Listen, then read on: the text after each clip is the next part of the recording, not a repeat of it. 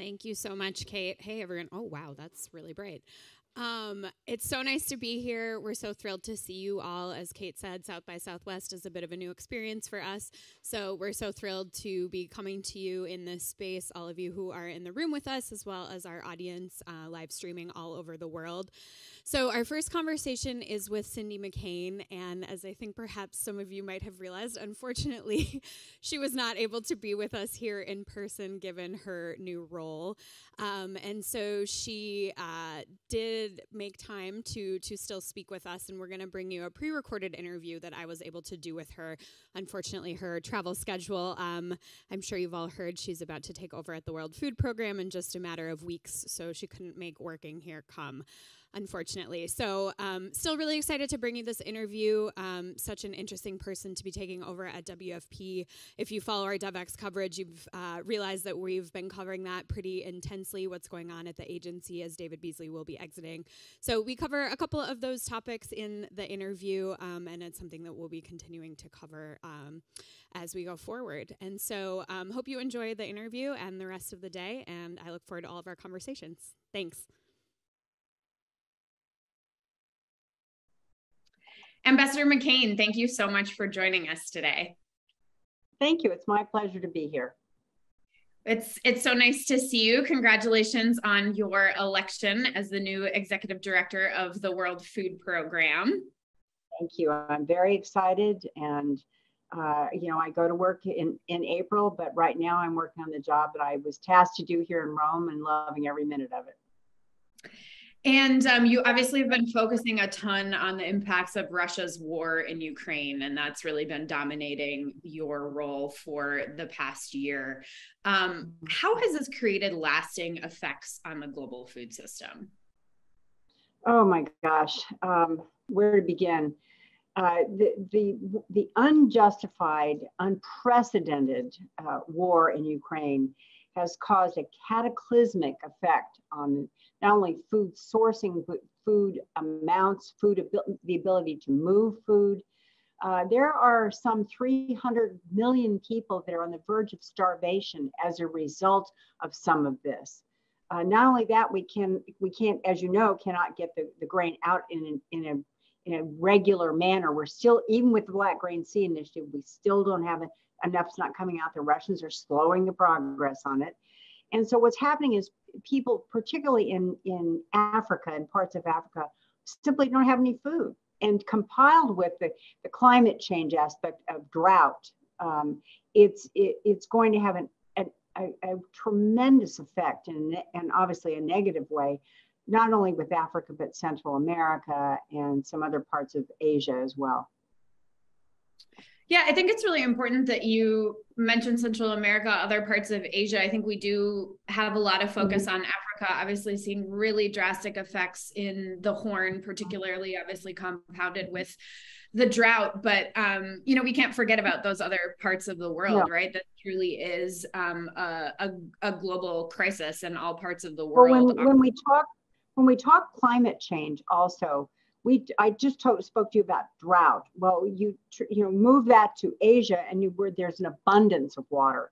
In fact, there's flooding. We saw the floods in Pakistan. We've seen some damage in India. We've seen other parts of the world where flooding is equally as devastating. And then, of course, you compile on top of that the mismanagement of water, and I'll speak to the dams that the Chinese have erected throughout Southeast Asia. It's having a major effect on everybody's not only ability to grow, but ability to keep their communities alive. Yeah, absolutely. And I think that's one of the hard things when we think about addressing this, right? Is there's no one fits all solution, because in some places, as you said, not enough water, too much water. There's not one action we can take everywhere to solve this problem. Right. How have your diplomatic conversations changed over the course of the year? Obviously, we've seen massive shifts sort of as the world has kind of come to terms with what's been happening post-invasion. Obviously, it was quite shocking when it happened.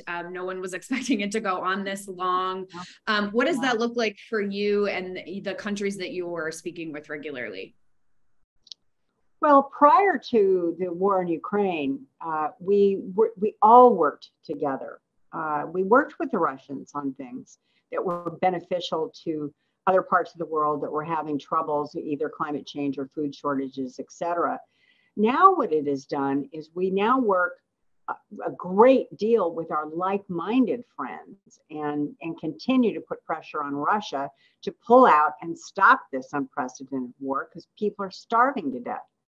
So the diplomatic portion of it remains. It's just who we're speaking with now, and we're with that comes, as you know, we've had a huge uptick in funding. We've had to, the U.S. was simply amazing this year in the amount of funding, $13.5 billion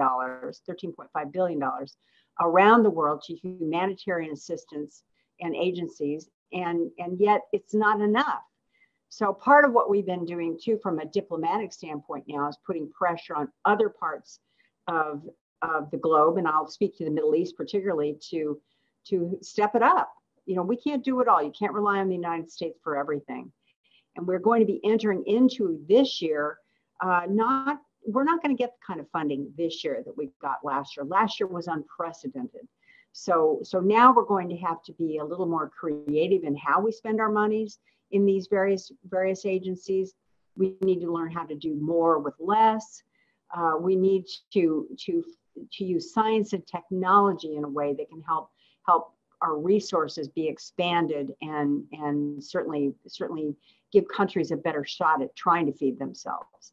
There's a lot of things at play here, and it's really been it's been a very interesting year, putting it mildly. It's been as you know, a catastrophic year for everybody.